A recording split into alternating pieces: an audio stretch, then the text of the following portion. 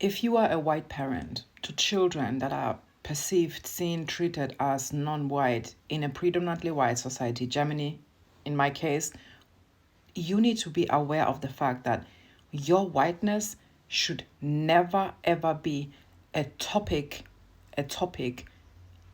at home. Now, what do I mean by that?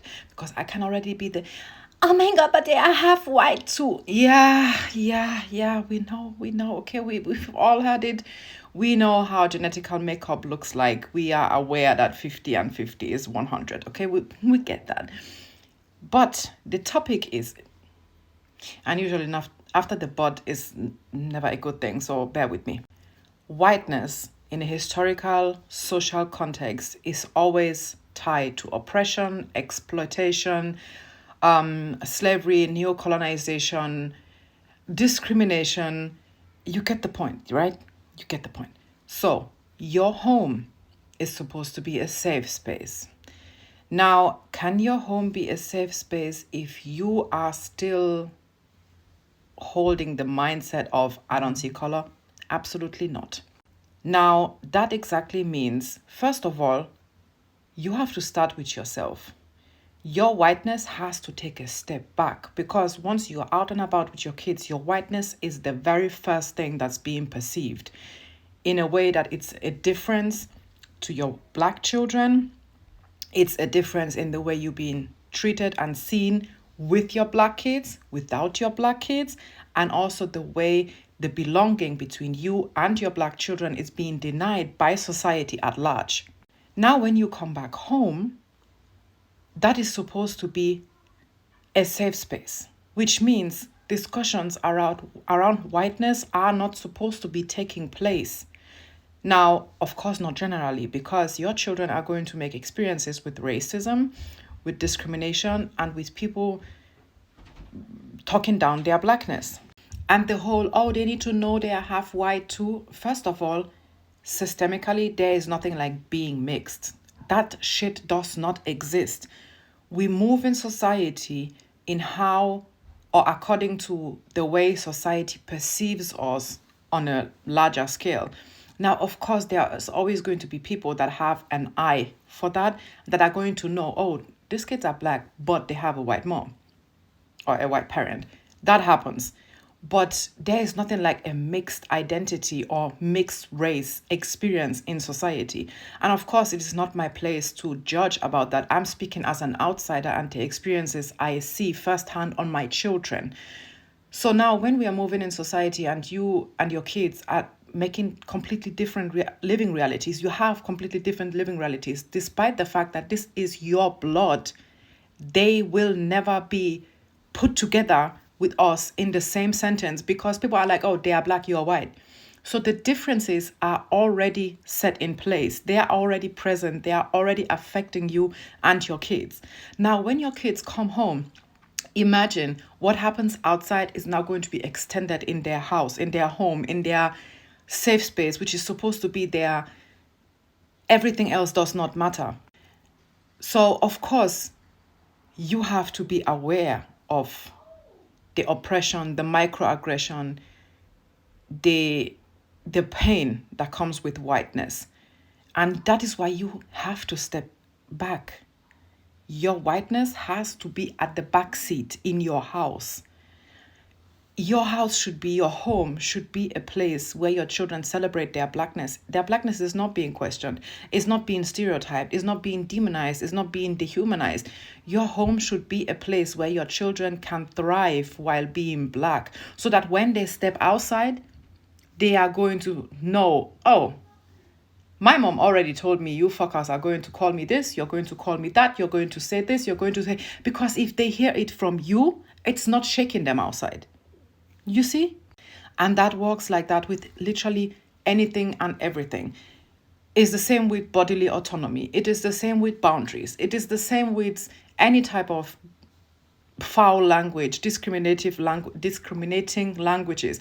It is the same with anything, with stranger danger, with telling your kids not to talk about secrets with other people or not to allow other people to have secrets with them, etc., etc. If your kids hear it from you, They are going to know, oh, my mom told me about this. My mom warned me about this. So now it is happening. It is a confirmation of, yes, mommy said this, and now it's happening. So mommy prepared me for what I'm experiencing right now, and this is what I need to do. And you can only achieve that if at home, you as a white person, you're present clearly, because in most cases, if the mother is white, in many or in most cases, the primary caregiver of the children is still the mother in today's day and time. So that means their toys, the TV programs they consume, the games they play, the posters on their wall, their books, everything has to be predominantly black because they live in a world that is predominantly white. When your kids look around themselves, it doesn't matter if it's in their school classes, their classmates, their teachers, the people on the bus, the people on the road, the people in the groceries, in the grocery stores, the people on the playground, when they're on usual TV, everything is predominantly white. So they don't see themselves enough in their everyday lives. So you have to make sure that they see themselves as much as possible once they come home. And that is what I mean by your whiteness has to take the back seat, because if they come home and the outside reflects in the inside, it's never going to make sense. How do you want them to grow up proud of their blackness, proud of their hair, their skin color, their facial features, their heritage, their everything that is in close proximity to their blackness, if there is no reflection of greatness that is attached to the very same blackness? It doesn't work this way.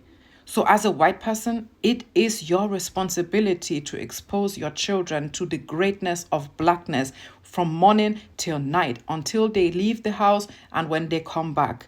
So that once whatever they see outside, they know at home, I am unapologetically black and proud. Forget the whole, yeah, they are mixed. We all know that. They are already socialized in a predominantly white society. The culture is already present. You do not need to push it on them even more. Focus on the side that society denies your kids access to, or that not denies their kid access to. Focus on the side that the society pushes your kids to. Because imagine society keep on saying, you're black, you're black, you're black. But your kids have nothing to hold on to the word black and to the word blackness. They see it, they are going to grow up seeing it as a negative something because society keeps on giving them that treatment of black equals evil, equals dirty, equals less human, equals something to discriminate on. Then it is your job to outweigh that. It is your job to take that blackness and make it a treasure. Make it something they hold on to. Make something out of it that they are proud of. And don't you come on here tell me, oh, yeah, their skin color, they should not be proud of it. Yes, they should. They should, because existence is resilience for black people. So when your children hear that word blackness, they will smile ear to ear and say, yes, I am. Say it loud and black and proud. Because society will keep on putting negative labels on that same blackness. So if you don't counter that, your kids are going to grow up with those negative labels, looking in the mirror, not knowing who they are, not knowing where they belong to. And before you know it, you have an identity crisis loading. And that's not fucking rocket science. That is 1 and 1 equals 2. It's really that simple. You cannot just come on here and tell me, oh, but they are mixed. Yeah, they are. But does society know that?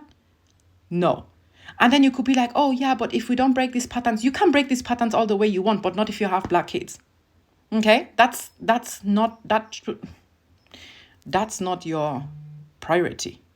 Your priority should be the well-being of your black children, to take that blackness and let them hold it like a diamond. Make sure that that is anything. If they look at that diamond, they will see joy, they will see royalty, they will see pride, they will see resistance, they will see greatness, they will see amazing history, they will see idols that they are looking up to, they will see the greatness of their hair and the beauty of their facial features and the way their skin glows when the sun shines on it.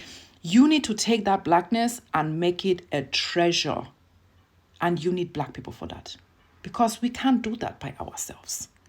And that's what I mean. Your whiteness has to be in the back seat. The priority in your house should be the blackness of your children and how to celebrate it. Nothing else.